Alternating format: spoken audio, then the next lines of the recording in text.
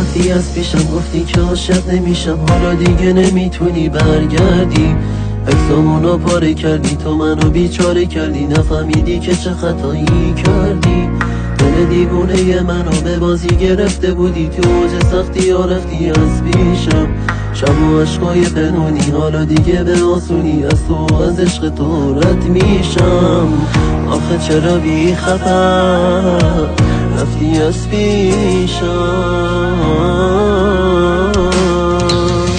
حالا هی ببار دل بی کس من، دیگه هیچ کسی نیست دل واپس من. حالا هی ببار دل بی کس من، دیگه هیچ کسی نیست دل واپس من.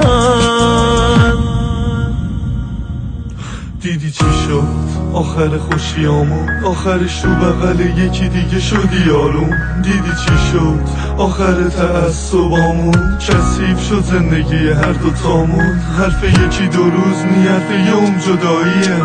قسم به همون خدایی که تو رو به من داد، یه دفعه گرفتش. بازم شد که اون رسید به عشقش و من هنوز تو اون روزا موندم. بلت کردنمه ولی من کنارت موندم. برام سخت خدایی که ندونم الانت تو کجایی. منی که همه جوره زدم قید همه رو تا کنارم بمونه، ولی کنار من خیلی ها تو دلش بودن. با چه حساب من و تو واسه بد بمونه. حالا هی ببار دل بی کس من، دیگه هیچ کسی نیست دل واپس من. حالا هی ببار دل بی کس من، دیگه هیچ کسی نیست دل واپس من. کاش که فقط یه بار منو میفهمیدی، گفتم دوست دارم ولی میخندیدی. کاش که فقط یه بار پیش اونم میگفتی که بهترین روزاتو با من دیدی.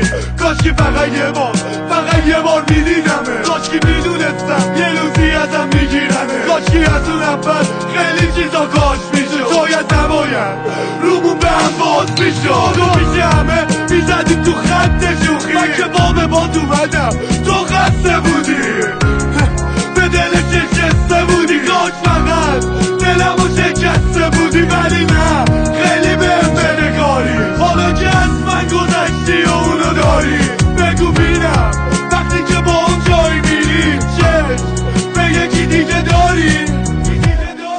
آیوی رکورد.